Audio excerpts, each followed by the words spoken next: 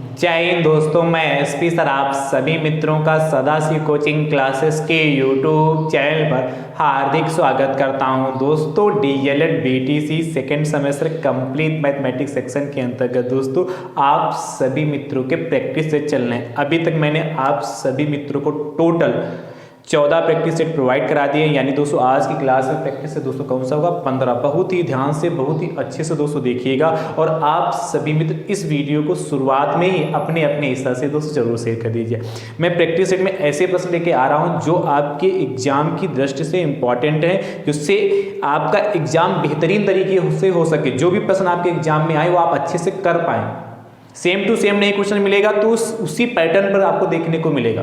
इसलिए आप अपनी तैयारी जो है बेहतरीन तरीके से करते रहिए। जितना ज़्यादा दोस्तों प्रैक्टिस करेंगे उतना ज़्यादा दोस्तों आपके लिए अच्छा रहेगा, उतना ज़्यादा आपका एग्जाम दोस्तों बेहतरीन तरीके से होगा। ठीक है, चलिए ध्यान से देखिएगा। आज के प्रैक्टिस सेट का पहला प्रश्न ध्यान से आपसे कहता है,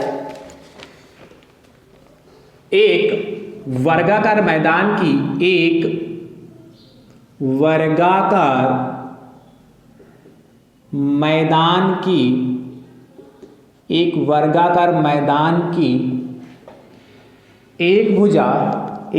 भुजा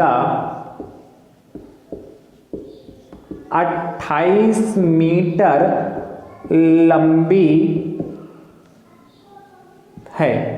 आगे आपसे कहता है, यदि मैदान के अंदर मैदान ये आया हुआ प्रश्न है, यदि मैदान के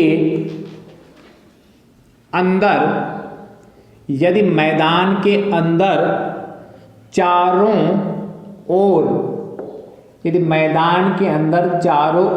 2 मीटर चौड़ा रास्ता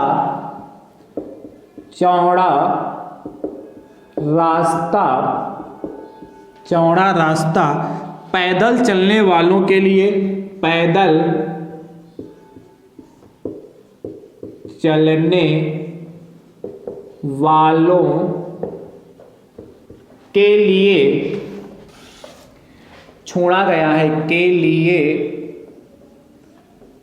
छोड़ा गया है। आपसे कहता है तो शेष मैदान का क्षेत्रफल ज्ञात कीजिए। तो शेष मैदान का क्षेत्रफल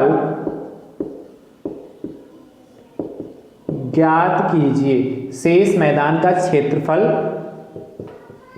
ज्ञात कीजिए। अब ध्यान से देखिएगा, आपसे कह रहा है एक वर्गाकार मैदान की एक भुजा 28 मीटर लंबी है। यदि मैदान के अंदर चारों ओर 2 मीटर चौड़ा रास्ता पैदल चलने के लिए छोड़ा गया तो शेष मैदान का भी क्षेत्रफल चाहिए। तो सबसे पहले एक वर्गाकार मैदान बनाते हैं। तो देखिए ये वर्गाकार मैदान हो गया, लग रहा है। इसकी भुजा क्या 28 मीटर। अच्छा आप ध्यान सुनिएगा, ABCD इस वर्गाकार मैदान का नाम भी मैंने दे दिया ABCD। अब ध्यान से कहता है, यदि मैदान के अंदर, देखिए यहां फोकस करिए कि अंदर कहता है कि बाहर कहता है। कह रहा है यदि मैदान के अंदर चारों 2 मीटर चौड़ा रास्ता छोड़ा, अंदर यानी कि इसके अंदर आइए, तो ये हम अंदर आ गए, ये हम इसके अंदर आ गए। ध्यान से सुनते रहिएगा। कह रहा चारों 2 मीटर चौड़ा रास्ता छोड़ा गया, तो यानी कि ये इसका जो रास्ता यहां से यहां तक है ये 2 मीटर है। इधर भी देखिएगा ये भी 2 मीटर। फिगर बहुत अच्छे से बनाएगा जिससे लैंग्वेज कम लिखनी पड़े। और इधर भी देखिएगा ये भी 2 मीटर, और यहां पर भी देखिए 2 मीटर। चारों ओर आपसे कहा 2 मीटर चौड़ा रास्ता छोड़ा गया। तो आपसे कहता है तो शेष मैदान कितना बचा है कि P, Q और R और S, इतना ही तो मैदान बचा जाके। P, Q, R, S यही तो मैदान बचा जाके, वर्गाकार मैदान बचा जाके। पर P, Q, R, S की आपको भुजा तो पता नहीं, साइड तो पता नहीं, तो साइड कैसे पता करेंगे? तो P, Q, R, S की साइड ज्ञात करने के लिए ध्यान से देखिएगा, ये 2 मीटर है, इधर भी आपका 2 मीटर, तो इधर भी 2 मीटर और उधर भी 2 मीटर, तो टोटल कितना 4 मीटर हुआ। तो 4 मीटर कम हुआ जाके टोटल भुजा 28 थी, तो अंदर कितना आ जाएगा ये 24 मीटर। 28 में से आप 4 घटाओगे तो 24 मीटर। ये समझ में आया कि 24 मीटर कैसे बना जाके, ये समझ पाए कि नहीं समझ पाए भाई, ये बताइए 24 मीटर कैसे आए, समझ गए भाई? 2 मीटर इधर है, 2 मीटर इधर, दोनों तरफ है ना रास्ता, तो 4 मीटर रास्ता हुआ जाके, और टोटल भुजा 28 थी, 28 में 4 मीटर रास्ता निकल गया, तो बचेगा तो 24 ही। तो क्या लिखोगे, शेष मैदान का क्षेत्रफल, शेष मैदान का क्षेत्रफल कितना हो जाएगा, 24 का स्क्वायर, 24 का स्क्वायर, और 24 का वर्ग का क्षेत्रफल क्या भुजा इसका, यानी कि कितना 576 वर्ग मीटर। ये हमारा फाइनल आंसर आ गया। अच्छा, इसको यदि और लिखना चाहते हो तो इस तरीके से लिख सकते हैं, उसे बहुत कम लैंग्वेज मैंने लिखी, और लिख सकते हैं इस तरीके, क्या लिख सकते हैं, क्या कि रास्ते का क्षेत्रफल, जो रास्ता जिसे आपसे पूछ सकता था इसी प्रश्न में, रास्ते का क्षेत्रफल बताओ, जैसे रास्ते का भी क्षेत्रफल पूछ सकता आपसे प्रश्नों में, तो रास्ते का क्षेत्रफल कैसे निकालते हैं ये भी आपसे कह सकता था इसी प्रश्न में।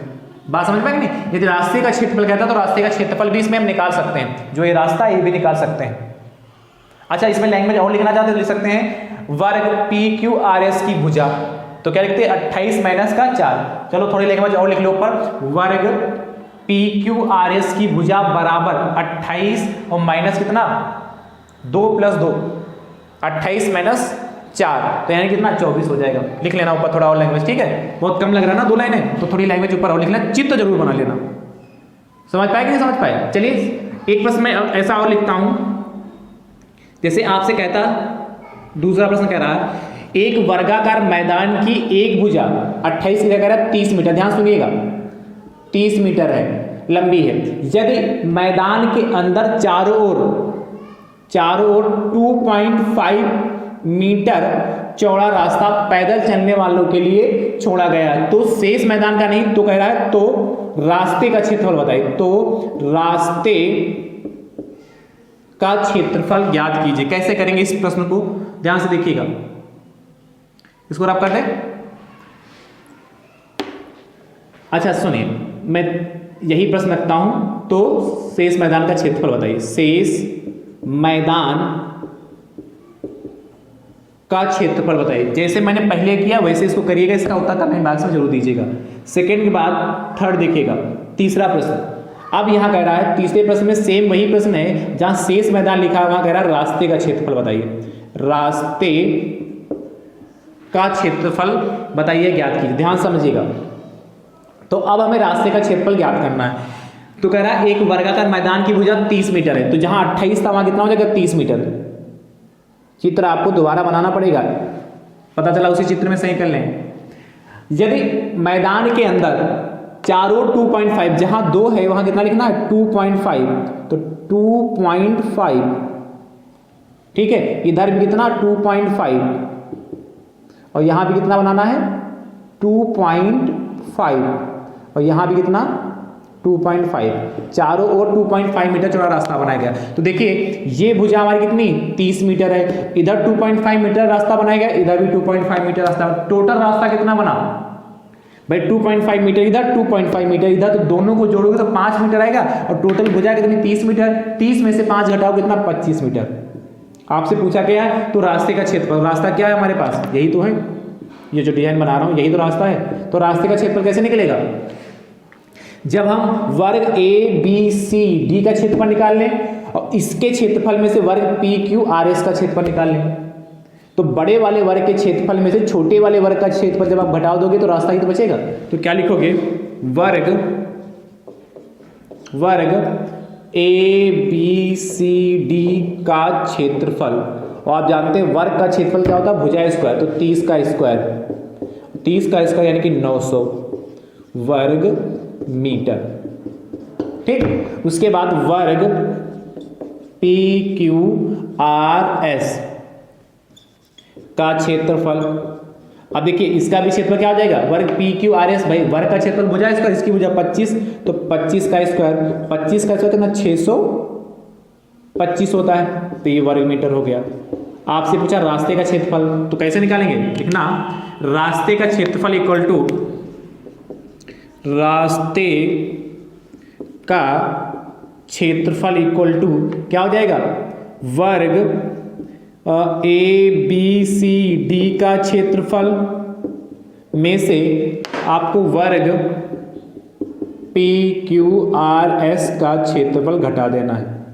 तो ध्यान समझिएगा कितना हो जाएगा, वर्ग ए बी सी डी का क्षेत्रफल आपने कितना 900 निकालना है, माइनस वर्ग पी क्यू आर एस का क्षेत्रफल कितना 625 घटा लो। तो देखिए 10 में से 5 जाएगा 5, यहाँ बचा जाएगा 9 में से 2 जाएगा 7 और यहाँ जाएगा कितना 8 में से 6 का 2 275। ठीक है, 275 वर्ग मीटर, ये हमारा फाइनल आंसर आ गया। तो नीचे लिख लेना आता है रास्ते का क्षेत्रफल। इस तरीके से भी 200 प्रश्न आपके एग्जाम में आ सकते हैं। चलिए नोट करिए। नेक्स्ट तीसरे के बाद चौथा आपसे कहता है एक वर्गाकार मैदान की एक भुजा 40 मीटर लंबी, यदि मैदान के अंदर चारों ओर 2.5 मीटर चौड़ा रास्ता पैदल चलने वालों के लिए छोड़ा गया है तो रास्ते का क्षेत्रफल ज्ञात कीजिए। जैसे किया है वैसे करिएगा और इसका उत्तर दोस्तों आप कमेंट बॉक्स में जरूर दीजिएगा। ठीक है, नोट करिए।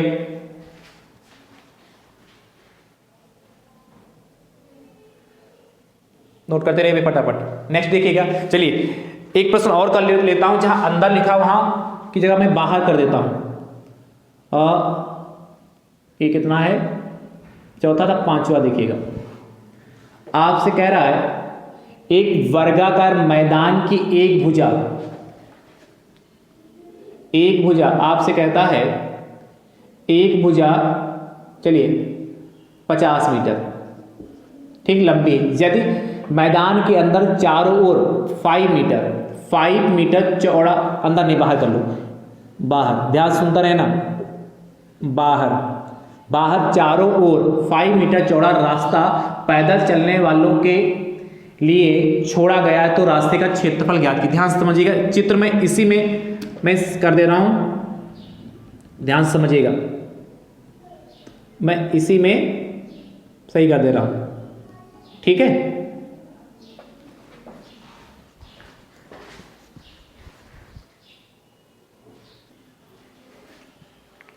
देखिए अब इसको कैसे करेंगे जब रास्ता बाहर से बनाएगा। ध्यान से देखिए, इसी चित्र में समझा दे रहा हूं। एक वर्गाकार मैदान की एक भुजा 50 मीटर है, तो ये भुजा जो मान लेते हैं कि जो पी क्यू आर एस जो है हमारा एक वर्ग है जिसकी भुजा 50 मीटर, इस यदि मैदान के बाहर चारों ओर 5, मतलब जो वर्गाकार मैदान पी क्यू आर एस है इसके बाहर, अभी तक अंदर बनाया था, इस बार बाहर, तो बाहर ए बी सी डी एक हमने वर्ग बना दिया, पहले से बना रखे हमने, करा इसके बाहर चारों 5 मीटर, तो ये 5 मीटर आपके पास है, यहां पर भी 5 मीटर है भाई, ये भी 5 मीटर है और ये भी 5 मीटर है।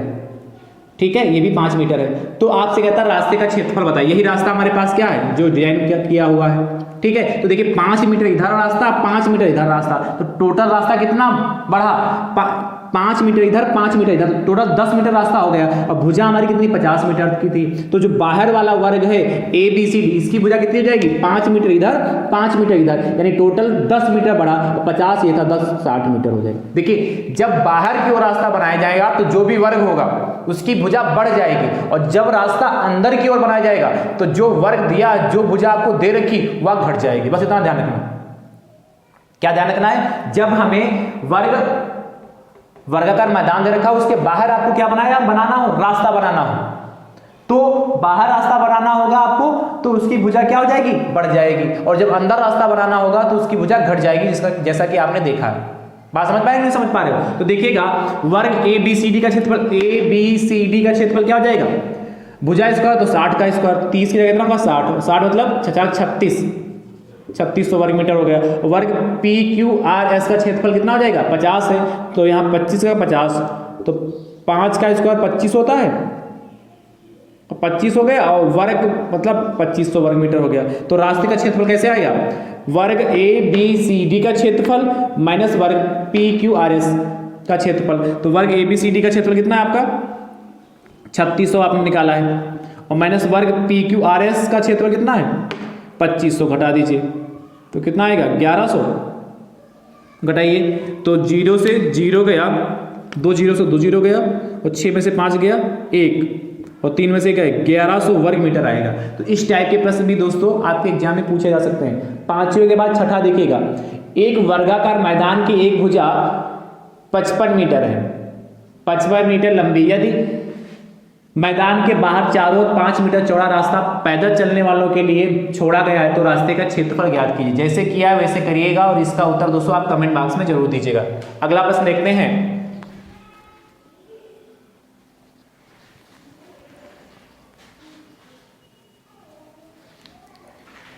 7th कह रहा है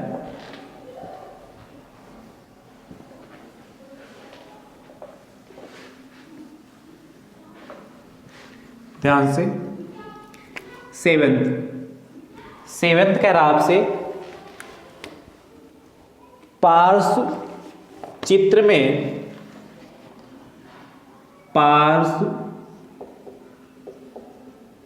में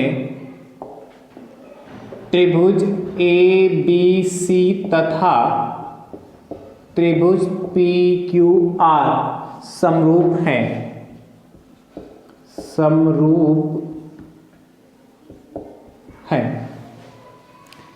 आगे आपसे कहता है त्रिभुज पी क्यू आर की शेष भुजाएं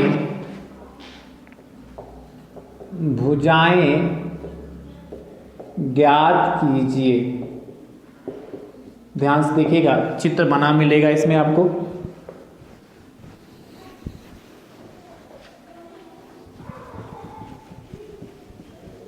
बहुत ध्यान से देखिएगा क्या कह रहा है।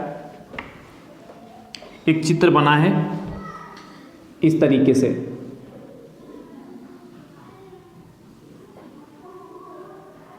इसके अंदर एक त्रिभुज बना है इस तरीके से। बाहर वाले त्रिभुज का नाम है ए बी सी और अंदर वाले त्रिभुज का नाम है पी क्यू आर।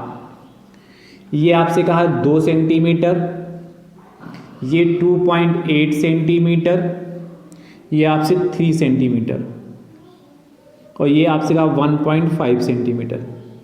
ठीक, अब ध्यान से देखिएगा कैसे करेंगे। अगर आप पार्श्व चित्र में त्रिभुज ए बी सी तथा त्रिभुज पी क्यू आर समरूप है तो त्रिभुज पी क्यू आर की शेष भुजा, देखिए एक भुजा में पी क्यू आर की पता है, क्यू आर भुजा पता हमें, पी क्यू और क्या पी आर भुजा चाहिए हमें। तो ध्यान से देखिएगा क्या लिखोगे, दिया है में क्या दिया है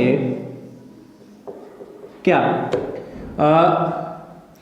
त्रिभुज ए बी सी समरूप त्रिभुज पी क्यू आर। ठीक है, और जब दो त्रिभुज समरूप होते हैं तो उनकी संगत भुजाएं आपस में बराबर होती हैं। संगत भुजाओं का जो अनुपात होता है वो आपस में बराबर होता है। तो यहां से लिख सकते हैं क्या A B upon P Q equal to A B upon P Q equal to B C upon Q R equal to C A upon R P. तो ध्यान से देखिएगा, हमें बी सी क्यू आर पता है तो देखिएगा ये जब तीनों आपस में बराबर हैं तो हम ये भी तो लिख सकते हैं क्या A B upon P Q equal to B C upon Q R. कोई दिक्कत? अब देखिए ए बी आपका कितना 2 और पी क्यू कितना आपका पता नहीं तो पी क्यू को पी क्यू ही रखते हैं। बी सी कितना आपके पास 3 और क्यू आर कितना आपके पास 1.5। तो देखिएगा यहाँ से पॉइंट हटाते हैं 0 बढ़ा लेते हैं तो 15 एकम 15 और 15 दूना 30, यानी कि आपके पास कितना 2 अपान पी क्यू इक्वल टू 2 अपान 1 आया। क्रॉस मल्टीप्लिकेशन करेंगे तो कितना हो जाएगा 2 पी क्यू इक्वल टू 2, 2 की मल्टीप्लेक्स से 2 हो जाएगा तो पी क्यू इक्वल टू 2 अपान 2। काट पीट लीजिए तो 2 एकम 2, 2 एकम 2, यानी कि आपके पास क्या है जाके P Q equal to 1 centimetre. ठीक, इसके बाद हमें क्या पी आर चाहिए तो आप ये भी देखिए ये भी लिख सकते हैं क्या B C upon Q R equal to C A upon R P. ये लिख सकते हैं कि नहीं, B C upon Q R equal to C A upon R P लिख सकते हैं। तो बी सी आपका कितना है 3 और क्यू आर कितना आपका 1.5 इक्वल टू सी ए आपका 2.8 है और आर पी कितना आपका आर पी आपको ज्ञात करना है। तो ध्यान से देखिएगा पॉइंट से इस पॉइंट को हटाते हैं, यहाँ 0 बढ़ाते हैं, 15 एकम 15, 15 दूना 30, तो आपके पास क्या बचा जाके 2/1 इक्वल टू 2.8 RP। इसके बाद इधर देखिए क्रॉस मल्टीप्लिकेशन करिए तो 2RP इक्वल टू 2.8, तो RP इक्वल टू कितना 2.8/2। भाई जो गुणे में कहा जाता है बटे में जाता है, तो आप जानते हैं 2 एकम 2, 2 एकम 2 और 2 चक्कू 8, यानी कि RP इक्वल टू 1.4 सेंटीमीटर। तो फाइनल आंसर आता है क्या, PQ इक्वल टू 1 सेंटीमीटर और RP इक्वल टू 1.4 सेंटीमीटर। और थोड़ा और लिखना चाहते हैं तो इस तरीके से लिख सकते हैं, अतः त्रिभुज PQR की शेष भुजाएं बराबर इतनी। कर लेंगे कि नहीं? अगला देखिएगा 7 के बाद 8, पार्श्व चित्र में त्रिभुज ABC त्रिभुज PQR समरूप है, त्रिभुज PQR की शेष भुजाएं ज्ञात कीजिए। देखिए ये आपके पास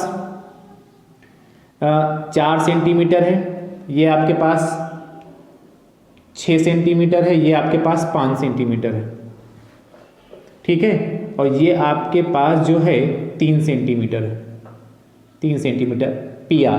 तो आपको त्रिभुज PQR की शेष भुजाएं PQ और QR ज्ञात करना है। ये 3 सेंटीमीटर लिखा है 3, तो ध्यान से इसको अच्छे से जैसे मैंने किया वैसे करिएगा, और इसका उत्तर दोस्तों आप कमेंट बॉक्स में जरूर दीजिएगा। चलिए नोट करिए, अच्छा प्रश्न है भैया, ये नोट करते रहिए दोस्तों। यदि हमारी कही हुई बात आपको अच्छे से समझ में आ रही है तो आप सभी मित्र इस वीडियो को भी अपने अपने हिस्से से शेयर जरूर करते रहें। अगला 8th के बाद 9th, 9 नंबर दोस्तों क्वेश्चन आपसे कहता है क्या, ध्यान से देखिएगा 9th, x² माइनस x तथा x³ plus x² plus x का मासा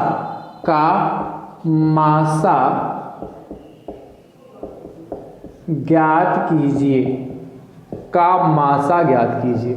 अब ध्यान से देखिए कैसे करेंगे, बहुत आसान प्रश्न ये भी है। क्या याद करना, हमें मासा चाहिए हमें, तो देखिएगा x² माइनस x तथा x³ plus x² plus x का मासा चाहिए। तो x² माइनस x, देखिए इसको यदि हम यहाँ से x कॉमन लें तो क्या बचेगा, x माइनस 1 बचेगा कि नहीं भाई। x² में से आपने x बाहर निकाल लिया तो x ही तो बचेगा, और x बाहर आएगा तो वहाँ पर 1 बचेगा।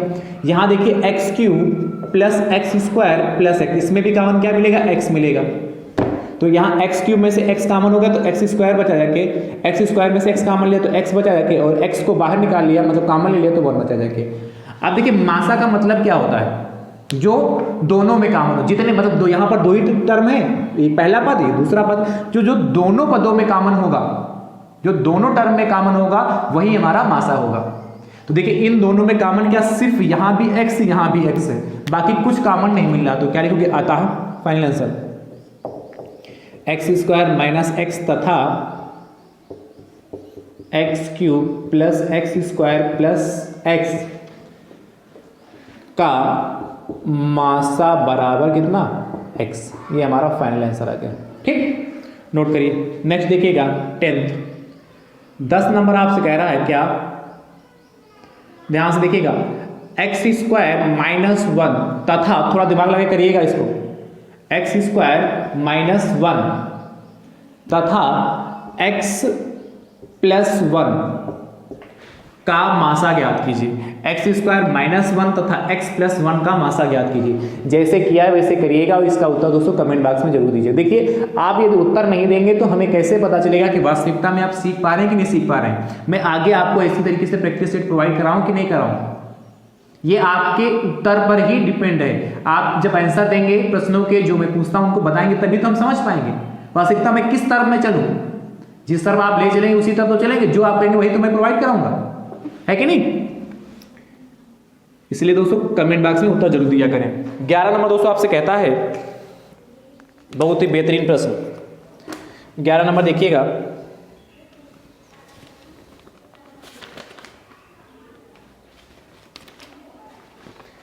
इसको नोट कर लिया होगा ना। 11 नंबर कहता है एक त्रिभुज की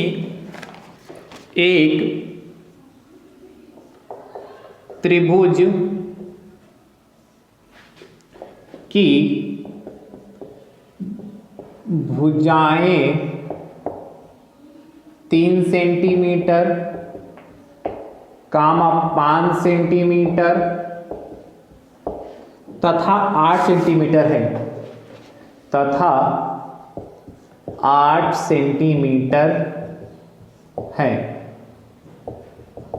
त्रिभुज होगा, ऑब्जेक्टिव प्रश्न है, त्रिभुज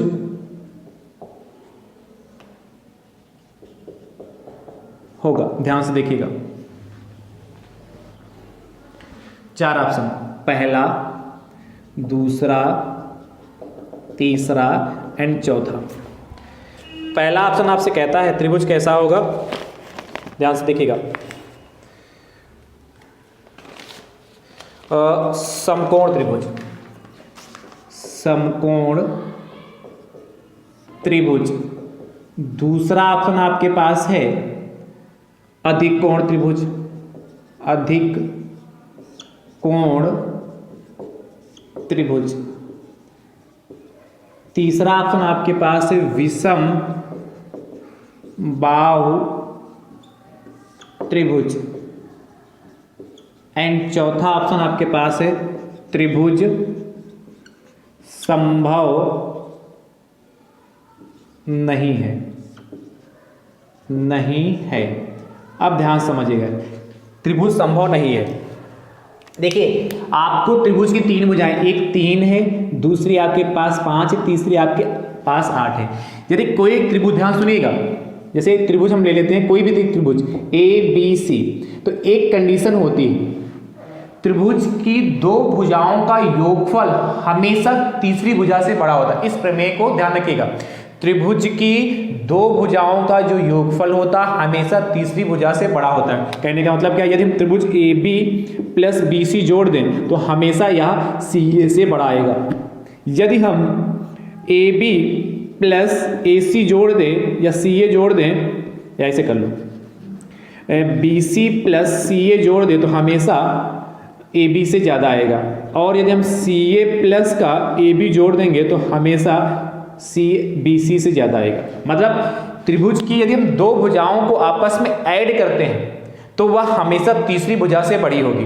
यानी कि यदि हम इसको 3 कह दें, इसको हम 5 कह दें, इसको 8 कह दें, तो जोड़िए, आपको क्या पता, 2 भुजाओं का योग तीसरी भुजा से हमेशा बड़ा होता है। देखिए 3 प्लस 8, तो 8 3 11, हमें 5 से बड़ा, अच्छी बात है। अगली कंडीशन देखिए, 8 प्लस 5, 8 प्लस 5 13, 13 देखिए 3, जो 13 जो 3 से बड़ा। अगली देखिए 5 प्लस 3, जब हम CA प्लस AB जोड़ते हैं, CA प्लस AB जोड़ते हैं तो 5 प्लस 3 8, और इधर भी 8।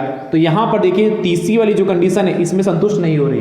2 तो संतुष्ट हो रही, पर तीसरी कंडीशन इसमें संतुष्ट नहीं हो रही।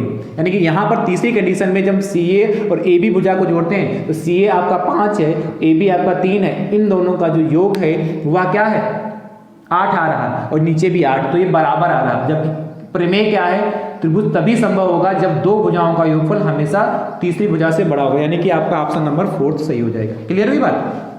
12 नंबर, एक त्रिभुज की 3 भुजाएं 4, 7 और 11 सेंटीमीटर है, त्रिभुज होगा। बताइए इसमें से कौन सा होगा, इसको चेक करिएगा, ठीक है, और बताइएगा। मैंने प्रमेय क्या बताई, 2 भुजाओं का योग हमेशा तीसरी भुजा से बड़ा होना चाहिए। चलिए इसको नोट कर लीजिए, ठीक है, नोट करिए फटाफट। तो ध्यान रखिएगा, 2 भुजाओं का योग हमेशा तीसरी भुजा से बड़ा होगा, तभी त्रिभुज बनना संभव होगा। और ये तीनों कंडीशन संतुष्ट होनी चाहिए। इसमें से एक भी कंडीशन ये संतुष्ट नहीं हुई तो वह त्रिभुज नहीं बनेगा। ठीक है, चलिए तो दोस्तों आज का जो प्रैक्टिस सेट है आप सभी मित्रों को कैसा लगा कमेंट बॉक्स में दोस्तों जरूर बताइएगा। वीडियो को आप सभी मित्र अपने अपने हिस्सा से दोस्तों जरूर शेयर करते रहें, संख्या दोस्तों जरूर बढ़ाते रहें। जितना ज़्यादा दोस्तों आप प्रैक्टिस करेंगे उतना बेहतरीन दोस्तों आपका एग्जाम होगा, उतना अच्छा दोस्तों आप अपने पेपर में लिख के आएंगे, अच्छे से पेपर करके आएंगे। इसलिए गणित में आपको बहुत ज़्यादा प्रैक्टिस की जरूरत होती है। पैटर्न को समझिए, प्रश्न को कतई मत रटिए। जो पैटर्न है उस पैटर्न को समझिए। यदि उसी पैटर्न से संबंधित प्रश्न आपके एग्जाम में आए तो आप फटाक से कर ले जाएं। मैं बार बार कहता हूं प्रश्न की कोई गारंटी नहीं, पर पैटर्न दोस्तों आपको देखने को एग्जाम में जरूर मिलेगा। ठीक है, चलिए वीडियो को शेयर करते रहिए। चैनल पर नए हैं तो आप अपने यूट्यूब चैनल को सब्सक्राइब जरूर करिए। थैंक यू सो मच दोस्तों। राधे राधे दोस्तों।